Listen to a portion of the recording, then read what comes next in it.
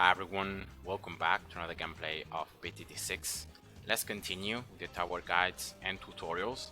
I'm gonna do right now the very last military monkey, the Mortar. And yeah, let's go Monkey Meadow Sandbox. I have deactivated Monkey Knowledge to show you the tower as it is by itself without any extra help.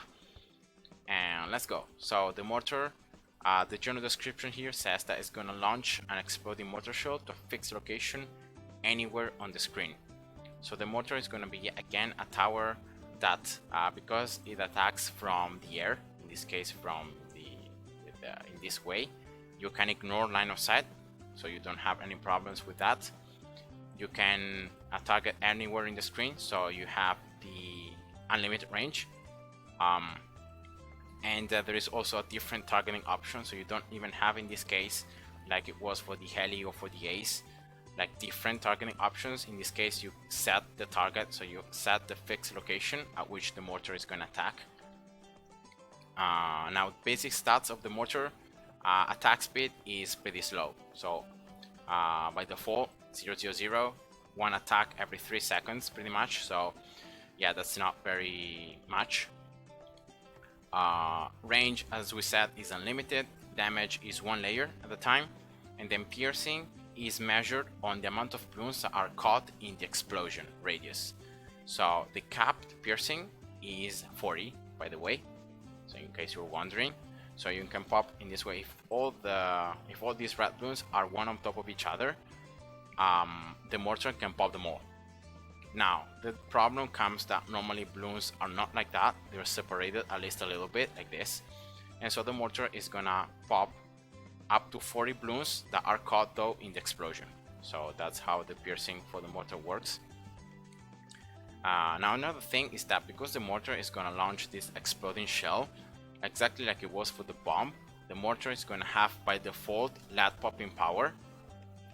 So you can pop lead bloons just with a mortar 000, but the problem is that you don't have black bloon popping power. So the main weakness of the mortar is gonna be lead popping power, black bloon popping power. So what I'm gonna do right now is I'm gonna show you with the special properties of the mortar. I'm gonna show you camo detection, and then I'm gonna show you black bloon popping power. So with camo detection, there is one specific upgrade that's going to allow the mortar to hit and pop camo bloons. That is this one, the third one in the bottom path. And not only that, you also remove camo from those bloons permanently. So it's a double effect. So you acquire camo detection with the mortar, but you also remove camo from the bloons. You can see right now here these green bloons. The bloons that are hit by the explosion, they lose their camo status. You can see, well, in this case, yeah, let's go with some rainbows. You can see that they don't have the camo status anymore. So that's how it works pretty much. And now there is also another way how you can pop camo bloons, that is with activated ability, so with the 5th upgrade in the middle path. By the way, the mortar is the only tower in the game that does not have an activated ability in the 4th upgrade. All of the other towers have activated abilities in the 4th upgrade, but the mortar does not have them. So I don't know why, but whatever. And now with the 5th upgrade, of course, you don't gain camo detection with the basic attacks. You can see here these rainbows just snaking past, but with activated ability, boom, you can pop the camo bloons. Now this activity ability does not have any limits in terms of piercing, so if there are 1 million bloons in the screen, it's gonna target them all. It's gonna do 10 layers of damage for 8 seconds, so that's a total of 80 layers of damage, and it's gonna also immobilize mob class bloons for a few seconds. So in this case, if I spawn instead ceramics, you can see that when I click on the activated ability, I'm gonna do 10 layers and then 10 layers again, and boom, all the ceramics are gone. On mob class bloons, this works exactly the same.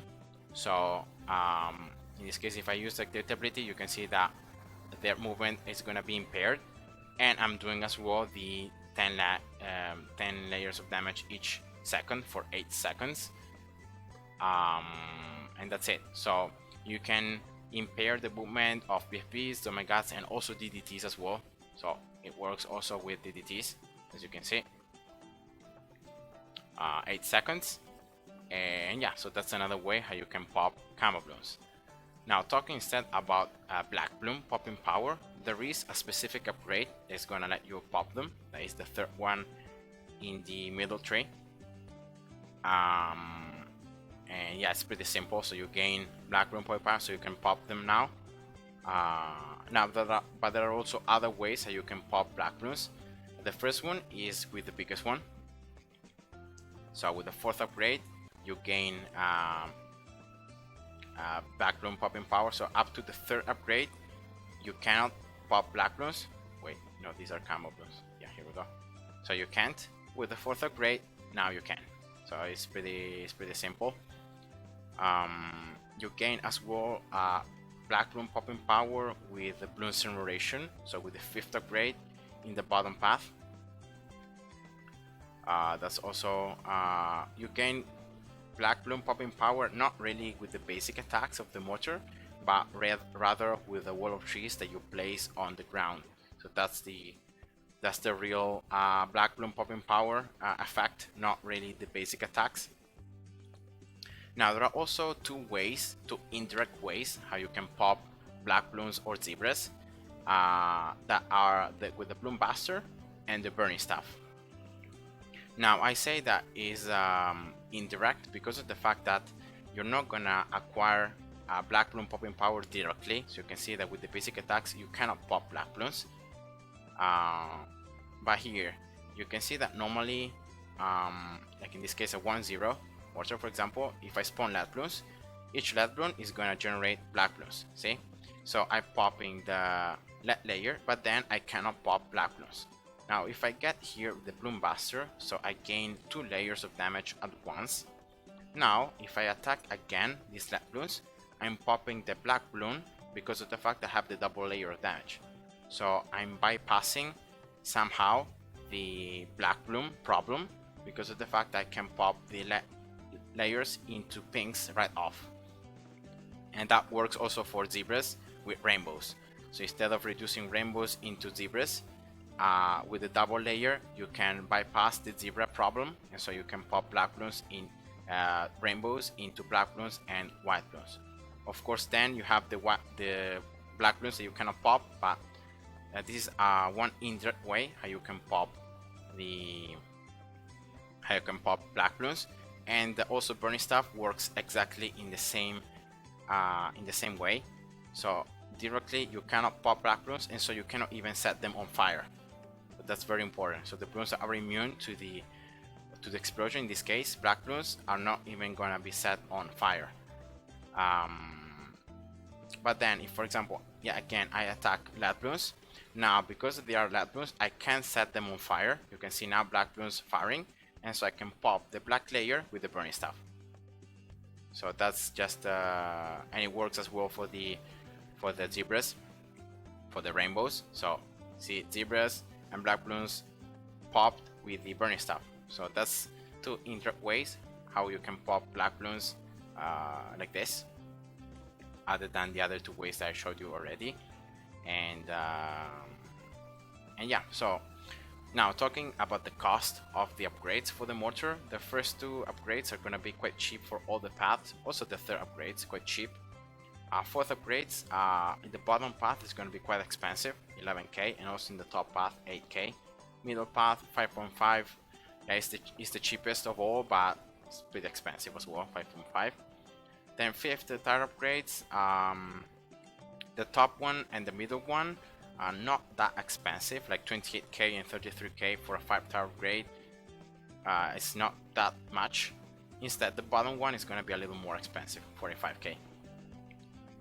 Now talking generally about the Mortar and like my recommendation and about the tower is like with the first 3 you gain damage overall, and you gain also a very nice stun effect on Bloons that becomes even greater when you unlock more and more radius and more damage overall with the Mortar.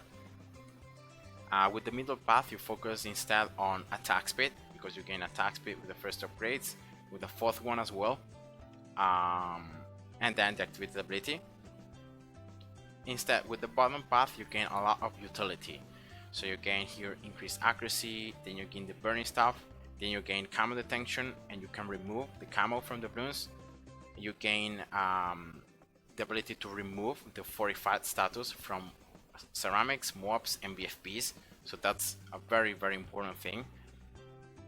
And then with the 5th upgrade, you also gain a ton of damage. So you have everything in the bottom tree. Especially burning stuff becomes stronger, and it deals extra damage to mob class bloons. It deals 100 damage each second of burning. And also in the 11.0 patch, now there is another thing that this upgrade is going to do. It's going to also remove the camo status from DDTs. Now normally DDTs, because of the fact that they are immune to explosions, you cannot really pop them. So if I just place here, for example, Mortar, even if I have camo detection here with the Signer Flare, because of the fact that DDTs are not only camo, but they're also like have black bloons properties, you can see that I'm doing 0 damage to them. Even with the 4th upgrade, it's the same, it doesn't matter. So I cannot damage DDTs. Now with the 5th upgrade, now with the, you can burn them. So you can set the DDTs on fire now. So you can do the burning stuff layer damage, and also you remove the camo status from DDTs. So that's an extra thing that I have it. Before of this patch, only with Monkey Knowledge you could remove the camo status from DDTs. Now you can do it even without Monkey Knowledge. So that's the update in the 11.0 patch. And yeah, that's how it works. So generally speaking, I think that the bottom path is like the best one, because you get a lot of different things. You get camo detection, you get defortifying, you get a lot of damage to mob class bloons, and also the 5th upgrade, I forgot to mention, well, I said it earlier on, but you get also this wall of fire on the ground that also is gonna do extra damage to mob class bloons, to ceramics, and to the bloons in general. So it's not just the burning stuff, it's also the wall of fire that's gonna do damage. So I think the bottom path right now in the 11.0 patch is the best one. It's the best one because you gain a lot of utility, a lot of damage, especially on mob class bloons, and especially on the very late stages of the game. And now you also remove camo from DDTs, so that's useful, especially in chimps that Monkey Knowledge is disabled. And now I believe that the first path is still very good, so with the biggest one. Of course, the problem here is the fact that in 11.0 patch, the biggest one has been nerfed, and now it doesn't deal any more extra damage to mob class bloons, only to ceramics. And so yeah, now it's a little weaker than it was before, because it's not gonna do the extra damage to ceramics, to mobs. But it's still very valuable, because you can, like in this huge area, you can pretty much two-shot even super strums. You can two-shot them, and you can also stun them, because you keep the stunning from the 3rd upgrade. You keep it on with the successive upgrades, and so it's very efficient at especially popping ceramics, really. And yeah, so first, I think the first I would recommend is the Bloons Generation, then the biggest one. Middle path, I don't really use it that much. I don't really think it's that good, regardless.